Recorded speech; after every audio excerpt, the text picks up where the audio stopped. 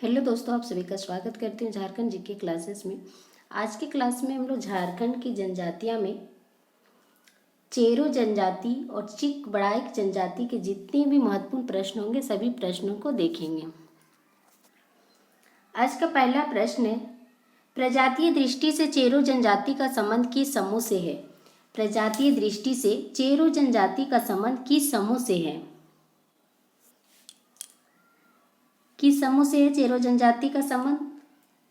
Answer हो जाएगा ए, proto एस्ट्रोलाइट समूह से है चेरो जनजाति का संबंध। अगला प्रश्न, चेरो जनजाति का झारखंड में सर्वाधिक संकेंद्रण किस जिले में है? चेरो जनजाति का झारखंड में सर्वाधिक जो संकेंद्रण है वो किस जिले में है? ए में है पलामू, बी में है लातेहार, सी में गुमला, डी है ए और बी दोनों। तो आंसर क्या होगा? आंसर हो जाएगा डी, ए और बी दोनों, पलामू और लातेहार में। अगला प्रश्न, किस जनजाति स्वयं को चौहान या राजपूत मानती है? कौन सी जनजाति है जो स्वयं को चौहान या राजपूत मानती है? कौन सी जनजाति है जो स्वयं को चौहान या राजपूत मानती है? आंसर हो जाएगा ए, चेरो जनजाति जो है वो स्वयं को चौहान या राजपूत मानती है। अगला प्रश्न, किस जनजाति स्वयं को चौवन ऋषि का वंशज मानती है? तो कौन सी जनजाति है जो चौवन ऋषि का वंशज मानती है? कौन सी जनजाति है जो चौवन ऋषि का वंशज मानती है? आंसर हो जाएगा सी, चेरो जनजाति। अगला प्रश्न, चेरो जनजाति की बोलचाल की भाषा क्या है? चेरो जनजाति की जो बोलचाल की जो भाषा है वो क्या है? चेरो जनजाति की जो बोलचाल की भाषा है वो कौन सी भाषा है? आंसर हो जाएगा ए, सदानी भाषा है। अगला प्रश्न, झारखंड की एकमात्र कौन सी जनजाति है जो जंगलों और पहाड़ों में रहना नहीं पसंद करती है? तो झारखंड की एकमात्र कौन सी जनजाति है जो जंगलों और पहाड़ों में रहना नहीं पसंद करती है? आंसर हो जाएगा सी, चेरो जनजाति। याद रखेंगे कि झारखंड की एकमात्र कौन सी जनजाति है जो जंगलों और पहाड़ों में रहना नहीं पसंद करती है? आंसर हो जाएगा सी, चेरो जनजाति है। चेरो जनजाति के संबंध में कौन सा कथन सत्य है? तो चेरो जनजाति के संबंध में कौन सा कथन सत्य है? ये है, इनका समाज प्रीतसत्तात्मक एवं प्रीतवंशीय होता है। बी में है, इनका प्रमुख पेशा जो है वो कृषि कार्य है। सी है, चेरो लोग गांव को क्या कहते हैं? डी कहते हैं। डी है, सभी कथन सत्य है। आंसर हो जाएगा डी, सभी कथन सत्य है।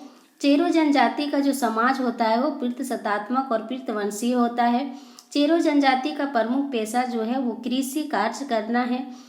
चेरो लोग गांव को क्या कहते हैं? डी कहते हैं। आंसर हो जाएगा डी, सभी कथन सत्य हैं। अगला प्रश्न, चेरो जनजाति कितने उप समूहों में विभक्त है? चेरो जनजाति जो है वो कितने उप समूहों में विभक्त है? आंसर हो जाएगा बी, 2 समूहों में चेरो जनजाति विभक्त है। और कौन से समूह है वो? चेरो जनजाति 2 समूहों में है, 12 हजारी और 13 हजारी। 13 हजारी को वीर बंधिया भी कहते हैं और 12 हजारी अपने को 12 हजारी जो है वो स्वयं को श्रेष्ठ मानते हैं। तो चेरो जनजाति में 2 उपसमूह होते हैं, कौन कौन? तो 12 हजारी और 13 हजारी। 13 हजारी को हम लोग वीर बंधिया भी कहते हैं। 13 हजारी जो है वीर बंधिया भी कहलाता है और 12 हजारी जो है वो स्वयं को श्रेष्ठ मानते हैं। अगला प्रश्न, चेरो जनजाति कितने गोत्रों में विभाजित है? चेरो जनजाति जो है कितने गोत्रों में विभाजित है?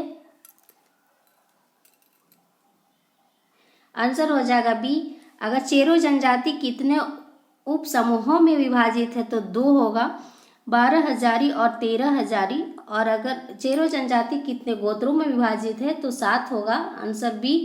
इनमें से जो प्रमुख गोत्र हैं, छोटा मऊआर, बड़ा मऊआर, छोटा कुंवर, बड़ा कुंवर, सोनहेत आदि।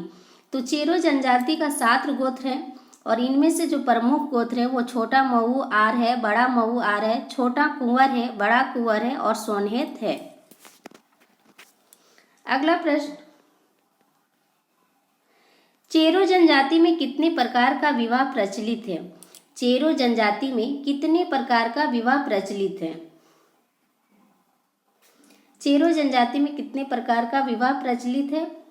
आंसर हो जाएगा बी, 2 प्रकार का विवाह। और कौन कौन से विवाह? एगो ढोला विवाह और एक चढ़ा विवाह। अगला प्रश्न, चेरो जनजाति में कौन कौन सी विवाह प्रचलित है? चेरो जनजाति में कौन कौन सी विवाह प्रचलित है? ए है ढोला विवाह, बी में है चढ़ा विवाह, सी है दोनों, डी कोई नहीं। आंसर हो जाएगा सी, दोनों। ढोला विवाह और चढ़ा विवाह चेरो जनजाति में प्रचलित है। ढोला विवाह में लड़के के घर लड़की लाकर विवाह किया जाता है, उसे ढोला विवाह कहते हैं। चढ़ा विवाह में लड़की के घर बारात लेकर जाकर जो विवाह होता है उसे चढ़ा विवाह कहते हैं। और ढोला विवाह जो है सामान्यतः गरीबों के यहाँ देखा जाता है। ढोला विवाह में क्या होता है कि लड़के के घर में लड़की को लाकर विवाह किया जाता है, उसे ढोला विवाह कहते हैं। और ये ढोला विवाह सामान्यतः गरीबों के यहाँ देखा जाता है। अगला प्रश्न, चेरो जनजाति में वधू मूल्य को क्या कहा जाता है? चेरो जनजाति में वधू मूल्य को क्या कहा जाता है? तो चेरो जनजाति में वधू मूल्य को क्या कहा जाता है? आंसर हो जाएगा ए, दस्तूरी कहा जाता है। चेरो जनजाति में वधू मूल्य को कुरी गोनोंग जो है कि जनजाति में वधू मूल्य को कहा जाता है। तो कुरी गोनोंग जो है मुंडा में कहा जाता है, हरजी जो है वो बंजारा में कहा जाता है और सुखदाम जो है वो कंवर जनजाति में कहा जाता है। अगला प्रश्न, चेरो जनजाति के धार्मिक प्रधान को क्या कहा जाता है? चेरो जनजाति का जो धार्मिक प्रधान है उसे क्या कहा जाता है? आंसर हो जाएगा ए, बेगा कहा जाता है। याद रखेंगे कि चेरो जनजाति के जो धार्मिक प्रधान है उसे बेगा कहा जाता है।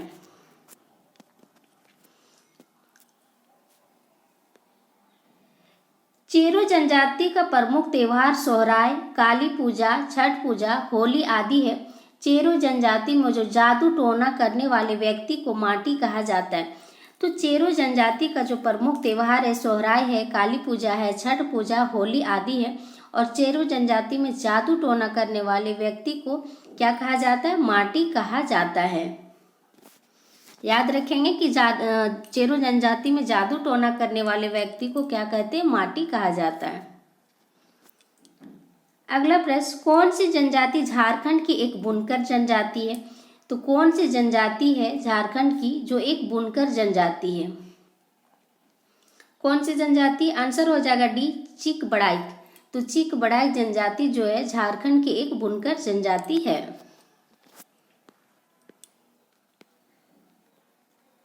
अगला प्रश्न, चिक बड़ाइक जनजाति का सर्वाधिक संकेंद्रण किस क्षेत्र में पाया जाता है? चिक बड़ाइक जो जनजाति है उनका सर्वाधिक संकेंद्रण किस क्षेत्र में पाया जाता है? ए में है गुमला, बी है सिमडेगा, सी में है दोनों, डी है कोई नहीं। तो आंसर इसका हो जाएगा सी, दोनों। गुमला और सिमडेगा में चिक बड़ाइक जनजाति का सर्वाधिक संकेंद्रण पाया जाता है। अगला प्रश्न, चिक बड़ाइक जनजाति की भाषा क्या है? चिक बड़ाइक जनजाति की जो भाषा है वो क्या है? आंसर हो जाएगा बी, नागपुरी है। तो चिक बड़ाइक की जनजाति की जो भाषा है वो नागपुरी है, याद रखेंगे। अगला प्रश्न, चिक बड़ाइक जनजाति कितने वर्गों में विभक्त है? चिक बड़ाइक जनजाति जो है वो कितने वर्गों में विभक्त है? आंसर हो जाएगा सी, 2 वर्गों में चिक बड़ाइक जनजाति विभक्त है। और कौन कौन से है वो वर्ग? बड़ गोहटी यानी बड़ जात और छोट गोहटी यानी छोट जात। तो 2 वर्गों में विभक्त है चिक बड़ाइक जनजाति, बड़ गोहटी बड़ जात, छोट गोहटी छोट जात। अगला प्रश्न, चिक बड़ाइक जनजाति में कौन कौन से गोत्र हैं? चिक बड़ाइक जनजाति के कौन कौन से गोत्र हैं? ए है तनरिया, बी है खंबा, सी है तजना, डी है सभी। तो चीक बड़ाइक जनजाति का जो गोत्र है, आंसर हो जाएगा डी सभी है, तनरिया है, खंभा है, तजना है। तो ये चीक बड़ाइक जनजाति के गोत्र हो गए। अगला प्रश्न, चीक बड़ाइक जनजाति में पुनर्विवाह को क्या कहा जाता है? चीक बड़ाइक जनजाति में पुनर्विवाह को क्या कहा जाता है? आंसर हो जाएगा बी सगाई कहा जाता है। चीक बड़ाइक जनजाति में पुनर्विवाह को क्या कहा जाता है? सगाई कहा जाता है। आंसर हो जाएगा बी, याद रखेंगे। किस जनजाति को हाथ से बने कपड़ों का जनक भी कहा जाता है? कौन सी जनजाति है झारखंड में जो हाथ से बने कपड़ों का जनक भी कहा जाता है? आंसर हो जाएगा ए चीक बड़ाइक को जो है जनजाति, उसे हाथ से बने कपड़ों का जनक भी कहा जाता है। अगला प्रश्न, चीक बड़ाइक जनजाति के प्रमुख देवता कौन है? चीक बड़ाइक जनजाति के जो प्रमुख देवता है वो कौन है? आंसर हो जाएगा ए सिंह बोंगा है। और देवी माई इनकी प्रमुख देवी है। तो देवी माई जो है वो चीक बड़ाइक की प्रमुख देवी है। अगला प्रश्न, चीक किस जनजाति में शवों के दफनाने के स्थान को मसना कहा जाता है? तो किस जनजाति में शवों के दफनाने के स्थान को मसना कहा जाता है? क्या कहा जाता है? मसना कहा जाता है। ए में है चीक बड़ाइक, बी है गोंड, सी है दोनों, डी कोई नहीं। आंसर हो जाएगा सी दोनों में। चीक बड़ाइक जनजाति में और गोंड जनजाति में शवों के दफनाने के स्थान को मसना कहा जाता है। तो आज के क्लास में बस इतना ही। अगर आप मेरे चैनल पर नए हो तो चैनल को सब्सक्राइब कर दीजिएगा, लाइक और शेयर भी कर दीजिएगा। Thank you. मिलते हैं कल के क्लास में।